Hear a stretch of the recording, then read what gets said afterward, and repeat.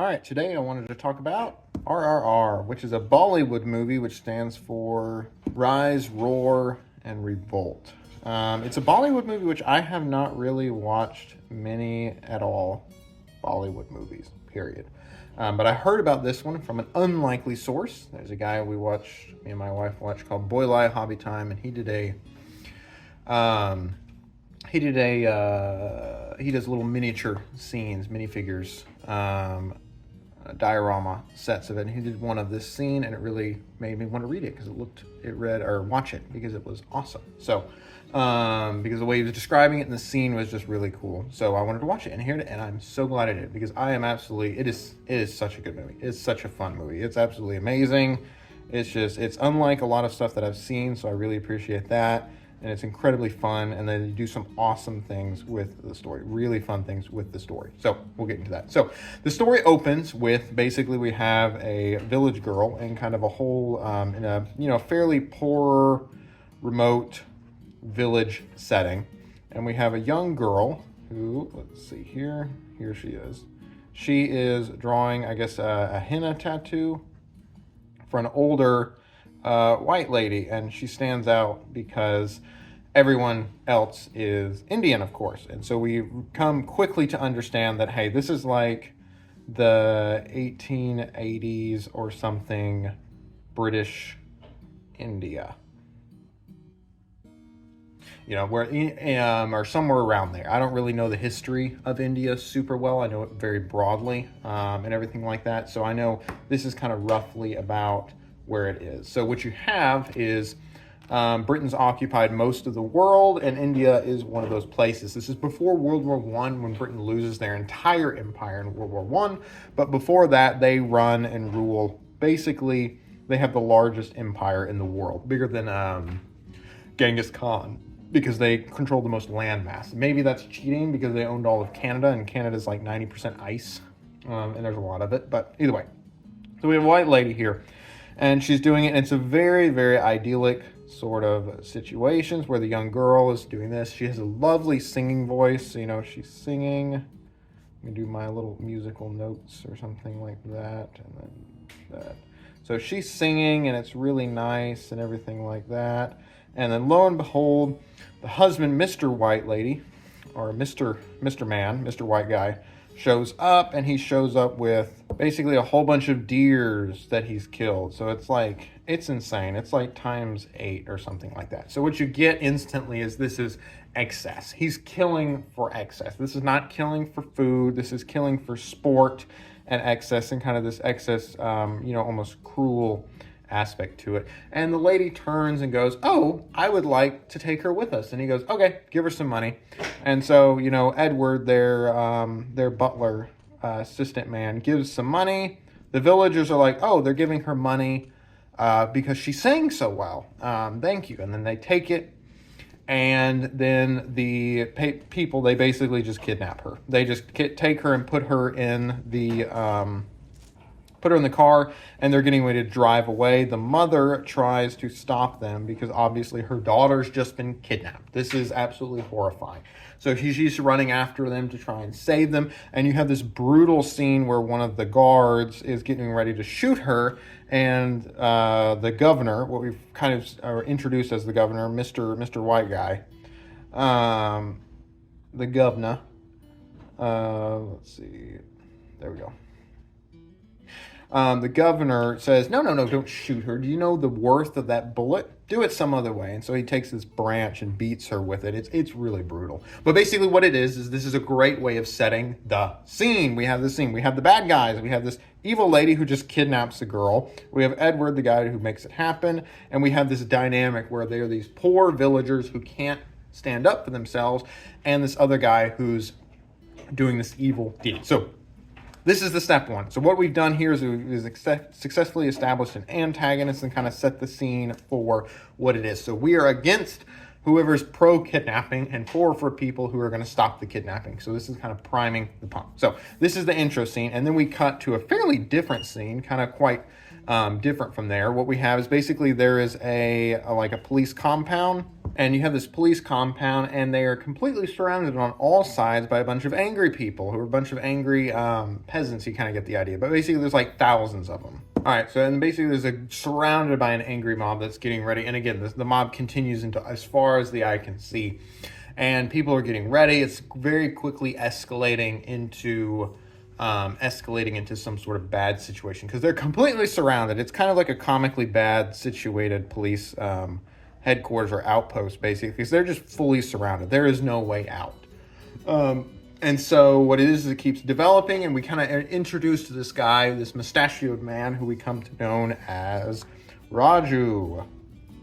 And he is a very, very prim and proper. He's an Indian, which is kind of important because all the other guards, most of the other guards are British. They're English soldiers. So Raju is one of these guards. We'll say this is Raju right here. And he has an amazing mustache, absolutely amazing mustache.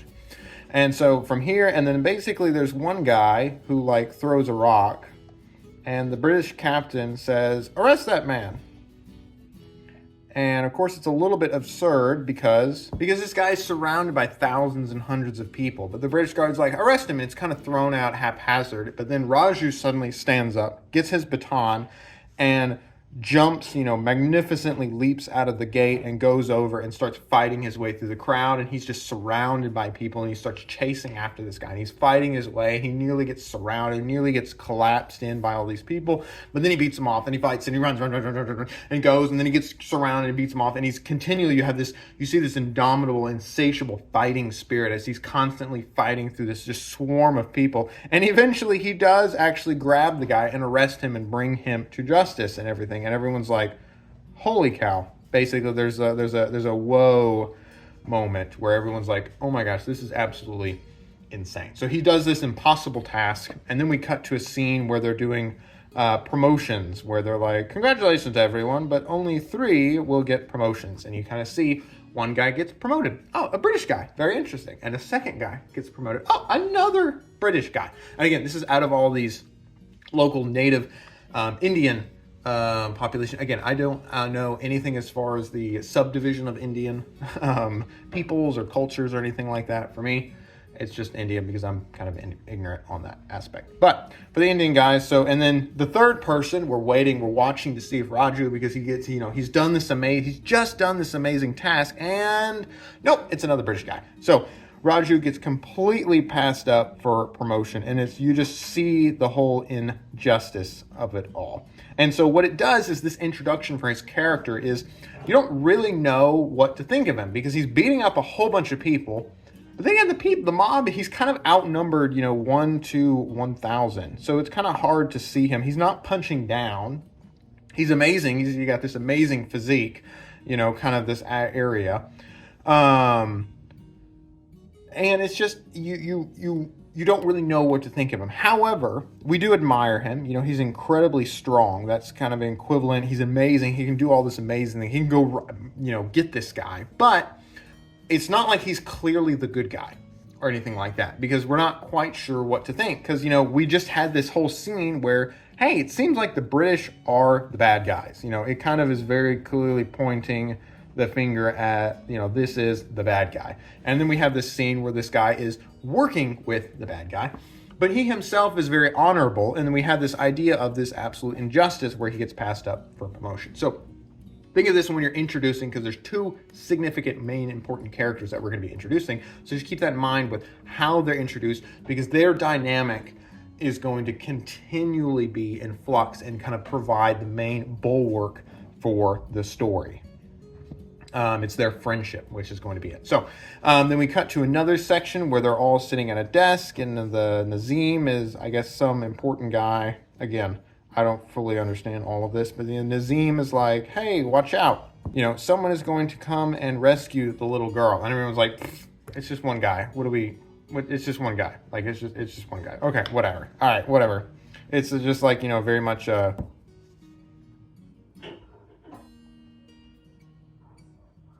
very much, "Okay, bro. Yeah, sure, we got it. All right, we understand your warning." And then this is this thing. So then we cut to another scene, and this is kind of the introduction for, this is the guy who's going to be coming after the girl. And basically he is chasing, getting chased by a tiger. And there's this whole scene, where he's, running after the tiger, or running from the tiger, and he's able to outrun, and he's kind of ducking and dodging and everything. And the tiger's after him with big claws and, big pointy teeth. From there, and it's very dangerous because dang, tigers are absolutely huge, absolutely astronomical, and so they're both running, but he's able to subdue. And so what you see is you kind of see a comparative idea of the task. This guy was able to beat back the mob of people, and this guy is a man out the jungle. He's running and jumping and climbing. He's got this huge muscles, all this idea. And so this is our introduction where he defeats the tiger. Basically, he defeats it into combat of skill, of speed. He outruns it. He can outrun it. He outthinks it. He outsmarts it.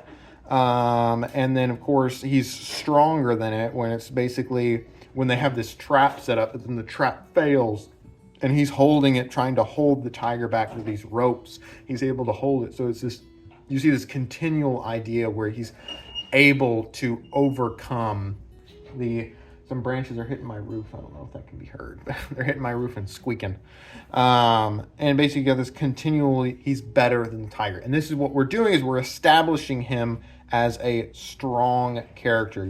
Audiences like people who know what they're doing. They like people who stand for justice. So what we have is we kind of set up the guy who's working for the bad guy can do this amazing feats. This is guy one over here. This is Raju over here.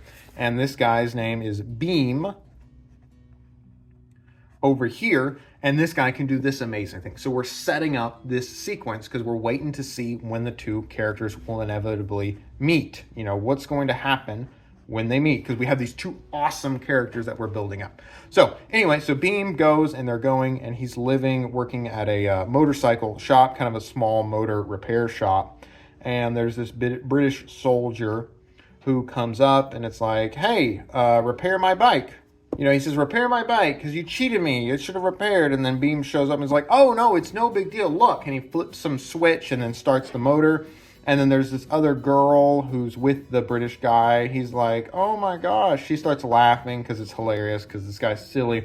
And so then he starts beating Bheem. And where you have this, it's just a brutal scene. Well, it's not the most brutal thing. The first one was brutal. But it's basically, it's injustice. You kind of get this echo of British Empire, the bad guy. Beating helpless people. There's just absolute, just cruel injustice where you have this aspect playing out from here.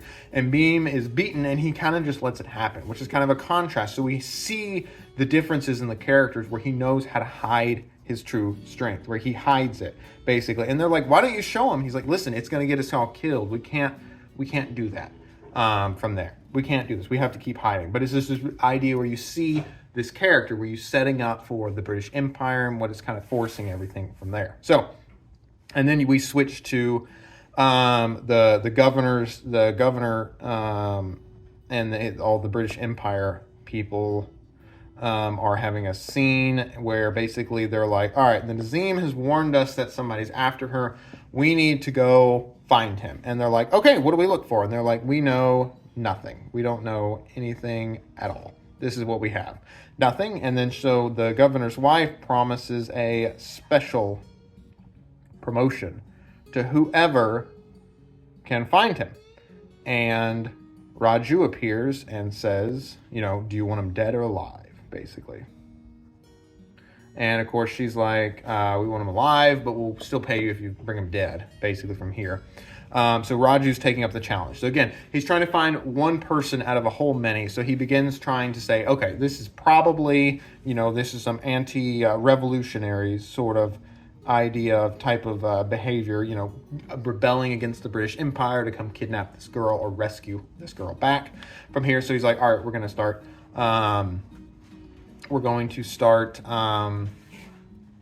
this infiltration process from here. We need to infiltrate. We need to set this up. And then we cut to another scene. So again, we're building this sort of thing where we realize that, oh, okay, Bheem is the guy who's supposed to rescue the girl. We have this set up where this is the stage where you have Raju who does this amazing stuff. Again, is he a good guy? We're not sure. but this is kind of the tension. We're not sure really if he's a good guy, but he's really powerful. He can do this awesome stuff. He's this awesome guy. And then we have Bheem, who can do this awesome stuff, and he's going to find the girl. He's got to find the girl, and the other guy is supposed to find him to stop him from finding the girl. So we're building this tension where basically, again, these two characters are going to clash, and we're going to see what's going to happen once they do that. And this is what a lot of the story is building on, because what we're doing is we have these two awesome characters. And this is what I do love powerful characters, or characters who are highly competent characters. You know, if you want to compare this, you have your Frodos. Not to pick on anyone. You have your Frodos, you have your Skywalker. Luke Skywalker. Actually, I'm just going to skip that because apparently I can't spell. We have the Harry Potters. We have, the Katniss Everdeen, from the Hunger Games. We have Naruto. We have all these other things where, Naruto actually does really good at this with the same dynamic where you're building up. You see Naruto start off as weak and is building up stronger for this inevitable conquest and kind of clash with Sasuke, where you have this rivalry, this really big rivalry. So we're kind of setting up the same idea with this rivalry, but instead of them being weak characters, these are like Gandalfs, basically. These are like, high-level characters from here that are playing it out. So from there, and then we cut to a new scene where Bheem is working and he sees an English girl, and she's very pretty.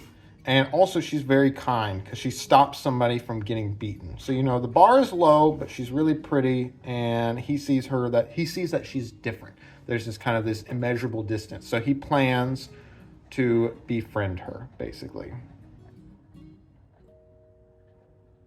He plans to befriend her. And then we cut to the next scene where we have Raju, our fearless cop man, is meeting with revolutionaries. And, he's trying to, be buddy-buddy with them. And then they seemingly take him in. So they're like, oh, yeah. He's like, let's kill the governor. And some people are like, no, that's ridiculous. But then some of the people come up to him afterwards and like, yeah, you're right. We like that attitude. We like this. So he starts making friends. And you realize it's the brother of Bheem, I'm pretty sure. Brother or friend of Bheem, our guy down here, our jungle man. The jungle man down here. So he befriends him, and he's trying to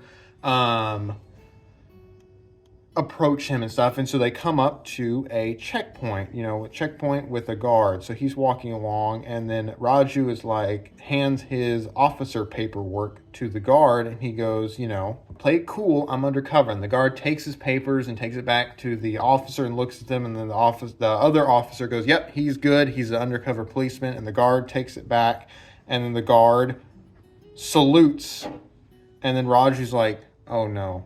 And then the revolutionary buddy that he's just made sees this guy salute Raju, and he runs. He books it. So he's out. So, and this is such a good moment. I absolutely love moments where I like these. So we have a character who we're not sure he's a good guy or a bad guy, but he has problems. He has plans that don't go right. It really always annoys me when you have people with plans who kind of, he's the antagonist, basically. He's kind of playing that antagonist role where you have plans where everything just works out.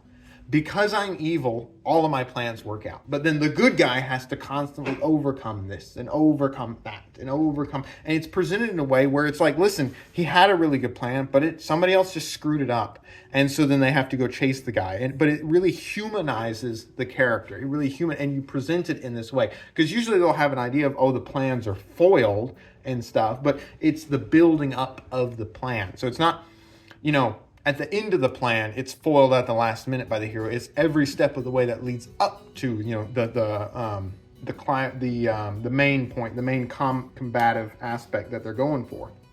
And this is something that I really like to see, is that where the main villain of the story, their plans go wrong. I wrote a story where I really tried to do this, where you're kind of sympathizing with this villain because he's a villain among other villains. And so you're watching his story, and one of the sympathizing aspects is that his plans don't work out always, and you see him struggle. And this is just, it's a small moment, but I really, really, really like this. So the guy runs, and Raju chases him, and they do this whole chase scene, but they can't find him. He gets away. So basically they're back at square 0 Raju is, because again, he had one lead and the guy, they spooked him basically from here. So, and then the guy who's running away runs and runs and runs and runs and runs, and he eventually finds Bheem. And he's like, hey, cops after me, we gotta hide. And they're like, oh my gosh, we gotta hide. And Bheem is sitting here, and he, there's this boy who keeps pestering him to buy some fish, so he agrees to it, and he agrees to go get the fish. And let me draw the scene here real quick. All right, so here we've got the scene. So basically we've got this bridge up top here, and then underneath is this rail cart path that they've built underneath the bridge. And basically there's a whole bunch of oil tankers that are zipping along, and then something happens and they have to stop. So they stop the oil tankers, and Raju is up here, and he's standing up here because this is where he just finished. He lost the revolutionary that he was chasing after. And of course the revolutionary ran down here with Bheem and then disappears. He exits. And so what you have is Bheem here, and Bheem goes, to the boy. He's like, all right, you can get me some food. That'll be fine. And what we then see is basically then the train crashes. So where we have, oil tankers that are falling. And of course, because it's oil and now everything is caught on fire. So basically we have this like eruption of flames. So we just have flames everywhere because the oil's spilling into the water, and we have these flames all around that are just burning. So the boy's going to die. And so what you have is this great moment, because again, we've been building up. We have this idea. We have this guy, Raju, who can do this whole thing. He can fight 1,000 people and get them out. We have Bheem, who can fight tigers, and he's really strong. And now they have this united moment where they're together and they're trying to save this young boy. What's going to happen? And it's this great moment. It's so good because, again, we build it up. We're building it slowly. And as the audience, we want to see what they can do. We've seen what they can do individually, and now we want to see what they can do together. And this is kind of where it's building towards this moment, because you have all this potential. You have this awesome character A, who may be a bad guy. You have this awesome character B, who's a good guy. And it's like they're kind of building, and again, they're set up as antagonists, but they've never met. And this way it's set up as the antagonist, let me get my other page back here. The way it's set up as antagonist is because the guy's working for the British Empire. He's working for the British Empire, and the other guy is trying to rescue the girl who's kidnapped by the British Empire. So you have this build up for this tension. And then, instead of them fighting, you realize they're going to work together. Because Bheem and Raju, they have this wordless idea. So basically what they do is they run up there. Bheem comes up with a motorcycle. He's coming up here. And Raju gets a horse. And they basically both have tied to a string. And they're going to each jump off one direction of the bridge. And they each jump off. And then, Raju... Bheem grabs the kid and throws him, because basically they both do this and then they loop around here to the other side. It's, again, great action scene. It's just perfect. I love it. We set this movie up to be kind of silly because we kind of have this comically evil guy, but then he does evil stuff like beating this poor woman whose daughter they just kidnapped, killing 8 deer. Like, who needs 8 deer? And then you have this aspect, and this is building towards it, and then he's fighting tigers, this whole thing where there is this comic element to it where it's not 100% realistic, but the part that's realistic is in the cruelty and the problems that they have. They do keep it well. The story keeps it really well grounded, because all the characters are true to themselves. Nobody here is doing any sort of Game of Thrones level character development where suddenly something that's been building for a while, they just 180 on. No, everyone is true to it. So they jump through here, and then they're both flying through the air, attached to the ropes from here. And at this point, and then, Bheem grabs the boy and then throws him to Raju, who grabs it, who then Raju throws Bheem the flag, and then Bheem flies off, because of the tension in the rope and the momentum. He flies off into the flames, and he's like, oh no. And then he emerges from, protected by the flag, and they both clasp arms. And it's such a great moment where they're like, he's tied with a rope like this, and he's reaching out for his arm, and he's clasping him, and he's like, yeah. And they're like, the rope is like this, and then Raju is over here, and he reaches out, and then they clasp arms, because again, the ropes are like this, and this is the bridge basically up here. And this is the momentum that they're like swinging on from here. And it's such a good moment. And this is like, this is the awesome bro moment. And it's just like great. And then they become BFFs, basically. There's kind of a montage of them just being friends together. And so what you have is, the reason why this is such a good moment is because you have this tension of, oh my gosh, these two awesome people are seemingly destined to fight each other. You know, they're destined to fight each other. They're destined to conflict. They're going against each other. Because why? Because one of them is working for the British Empire and the other is rebelling against it. And so you have this awesome moment where the audience is like, hooray, they're working together, you know, because they're so much stronger. And so this is the tension the audience wants to see, which is funny because this is like 30 minutes into the movie. And it's like, bam, I'm interested, I'm caught, I'm absorbed into the story, the characters, I'm pulled in, you know, I'm involved.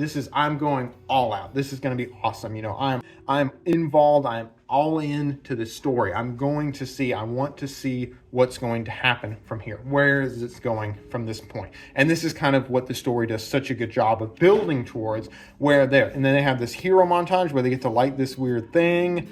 I don't really get all this cultural aspect of it, but they have this moment where they are the heroes. You know, they are recognized as they are these two people from opposite areas that have worked together to save the day. And it's like, how cool is it that they're together? And this is kind of where some of the tension is going to come up with, which is going to be great, is because the story's going to pull them apart. It's going to pull them apart, and then the audience needs to see, no, but they have to be together because they're so cool together. They can do all this awesome stuff together. And this is where the tension for the story is going to come. And this is why the audience wants to watch it. We want to watch them work together. We want to watch them see what's going to happen.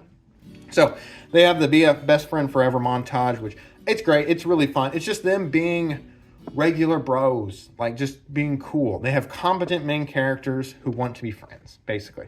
And so then as they're walking along one day, Bheem spies the English girl who is anti-beating of innocent people. So, you know, she's got some high qualities here. And Raju goes, actually, I have a plan. What we're going to do is we're going to throw a bunch of nails in front of her car, and this will cause a flat tire, and we're going to help her. And then this is going to get you a date. And he's like, okay, but I don't even speak. He's like, fine, I'll translate, but you don't need that. You know, you just don't worry about it. So Raju is destined playing wingman for him. And again, this is an aspect where there's two different characters, where Raju is smooth. You know, he's this smooth character. The element is fire. You know, he has this heat, you know, this idea of, he's a smooth character. He's a smooth talker. He's very smooth. And then Bheem is playing a bit more of the obvious. He's the life of the party sort of guy. He's happy. You know, he's kind of round. He's not exactly this proper guy. He's a little bit, you know, he's not as well groomed. His hair isn't as perfect. His mustache isn't perfect. His beard, you know, he's kind of more of the regular guy, but he's a bit more uncouth. He's uncivilized. Maybe that's what it is. Uncivilized compared to Raju, but he can still do all this amazing things. And this is where he's also so much more in touch with his emotions. You know, he feels sadness. You can see it on his face. He has these different emotions where he's much more open.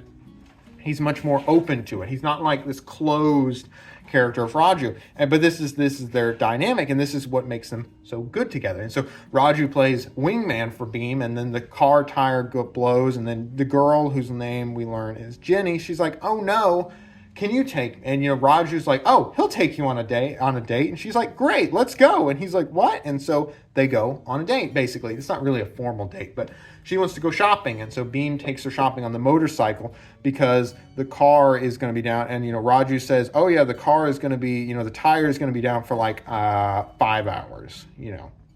And she's like, oh no, I need to go shopping, I can't stay here for 5 hours. And he's like, Bheem, why don't you take her on a ride? And you know, and he's has this great voice. And so it's like, okay, so then they go on a date and they're having fun, and it's nice because it's awkward because they don't speak the same language, but they're both trying, and they have these great moments. They have some moments together. So it's building up, basically, because it's not perfect.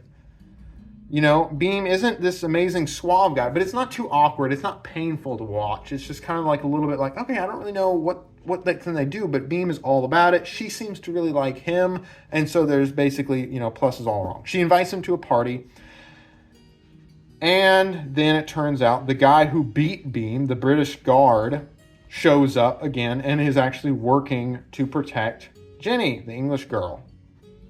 And so then we're back to tension, and then going to the party. And then it kind of ends there. The scene ends. She goes off, and then Raju joins up with Bheem. And so now they have this moment where Bheem is just like, I don't know, man. I don't know. She doesn't know me. I don't think it's going to work out, and Roger's like, what do you guys talk about? He's like, oh, well, we said this, and he's kind of translating and helping. He's like, no, her name is Jenny. Her name is not this really long name that you think. Her name is Jenny. This is what she does. This is that. And you have this aspect for what's what to do and everything like that. And then he realizes like, oh yeah, she just said something about a party. And he's like, wait, she invited you to a party? And he gets an invitation. And this is the great montage where basically, Raju is like, we're going to this party. And you kind of know this party, there's tension there. And so how do we set up the tension? We set up the tension because the guard guy who beat Bheem, the guard who was this guy, repair my bicycle, you cheat, and then beats him. Basically, we found out that he is actually working with Jenny. He's the same guy who's working with Jenny. So that means he's going to be at the party. So you have this tension, this danger element where you want them to go because you want Raju and Bheem to work together. You want them to work together and everything on that aspect. But there's tension to it. So there's this danger element that we're building up to it. But Raju's like, I got you, man. We're going to go in there. And so they go and they suit up, basically. He gets them looking all spiffy and fancy, and they show up. They're showing up to the party because it turns out the party's today. They need to go now. So obviously we're not going to do anything else. We're going to help our boy, Bheem. We're going to the party. And so we're going to the party, and you can very well see that they are out of place because what it is it's kind of pumped up, some sort of pumped up British event where basically everyone there is English. They're white. They have this aspect of they're English. They're English. They are not Indian. They're not Punjabi or whatever. I don't know. Any of the other variety of cultures and ethnicities and everything like that in India. From there. And so what you do is you can see that they're off. And also you have this idea of how is Bheem going to communicate with her? Because it didn't really work last time because Raju had to translate and it kind of worked. But you want Bheem to do it. You want him to succeed. We're rooting for him, we want him to succeed, but there needs to be a way that he can communicate, how awesome he is. Because this is kind of the frustrating is she probably thinks he's just a regular guy. But now we have this tension where if Bheem can show her what he can do, and if he can do that, then she's sure to fall in love with him or something aspect. This is the plan. This is the idea that if he falls for her, if she falls for him, he just needs to show her what he can do. And this is as the idea of, we can see that he can do all this amazing stuff with the tiger. He's this amazing guy. He's looking for this girl. He's such a good guy. She needs to date him. She needs to fall in love. But we need to show this. We need to show that he's an awesome guy. And this is the question. But how? They don't speak the same language. And then, well, what happens? So they start dancing. They start doing British dancing, tango, waltz, swing, all this Western dancing from there. And then there's this guy who represents the British Empire dancing guy. And he is, he's an excellent dancer. Everyone knows he's an excellent dancer from there. But Jenny wants to go dance with Bheem. And so what you have is this idea where Bheem is dancing with Jenny and the British guy sees this and he's getting jealous. So he hatches a plan. He's going to humiliate Bheem. He's going to humiliate him. So he basically comes in, he cuts in and knocks him to the ground and starts mocking him. You people have no culture. You have no art. You have no nothing. You can't dance. All this aspect of it. And there's this kind of mocking scene where Bheem is, fallen on the ground and he's surrounded by all these other, pomp, because this guy knocked him on the ground. And he has all these other pompous British people are sitting around them, they're like, ha, ha, ha, ha, ha, ha, laughing at this poor, savage sort of deal. Ha, ha, ha, they're making fun of him and everything. And then again, Raju, the man, he starts playing the drums. He starts playing the Indian drum, to the Indian tune. And suddenly Bheem looks up, and then he sees Raju over here on the drums and doing it, and then the black guy on the drums also into it. Basically, everyone who's not the British starts getting into it, and we start having this thing, and then Raju and Bheem come up. So basically you have the British guy, and he's like, yes. And the British guy, like, do you know the flamenco? Do you know swing? Do you know the waltz? You know, all this other, you don't know anything that we know because you are a savage aspect. And so Raju and Bheem are sitting here, and they're like, but do you know Natu Natu? And this is such a great song. I've been listening to this a lot. But Natu Natu, they start playing this song, and this is what sets off this amazing dance sequence. And the reason why we care about dance, which is funny because this movie is not a dance movie, realistically. You know, we're not watching Step It Up or whatever else, the dance movies, Footloose, any of these other dance movies. Why do we care about the dances? Why do we care about the dances? Because he needs to show what he can do. Bheem needs to show what he can do. This is what it is. You know, we want Bheem to show Jenny what he can do. He can't talk to her. He's not smooth like Raju. He doesn't have the swoopy hair or the mustache or anything like that. We need to show him what he can do. And we want to prove the British guy wrong. You know, you have this aspect of we want to aiming towards this, and we're against that. You know, we're trying to leave behind the British guy who's a jerk, we want to be humiliated. And so then we go to this dance sequence of Natu Natu, where basically Raju and Bheem start doing this dancing, and everyone starts getting swept up into it. You know, everyone is catching on, the women are catching on, everyone's so catchy, it's so fun, and Bheem and Raju are at the center of it. They're at the center, they're the heroes of the dance, the center of the dance, and they're dancing back and forth, and everyone's dancing and everyone's having so much fun. But then this is intense dancing, so everyone starts falling over and no one can last because they're just exhausted until dun dun dun, there's 3 people left: the British guy, Raju, and Bheem. And they're all dancing together, and it's this competition dance aspect that you can see where they want to beat the British guy, and then the British guy falls over. So then it kind of goes, and this is the part that's such a beautiful moment where it transitions. Once the British guy's out, Bheem and Raju are looking at each other, and it's just them. And again, we have this hint of the conflict. Bheem versus Raju, this fire and water, these 2 characters who can do all this amazing things are now pointed at each other. They're against each other again. They've been with each other for so long, and you then sweeps right back. Once the British guy has been knocked out, we defeated the guy who tried to humiliate us, and now we have this aspect that swoops in and goes back to the rivalry. So Raju and Bheem, but then Raju has this moment where he sees Jenny. He goes and sees Jenny in the crowd, and she's cheering for Bheem. She's cheering for, the love interest, maybe. We have the heart, question mark. It's a terrible heart. Heart, question mark.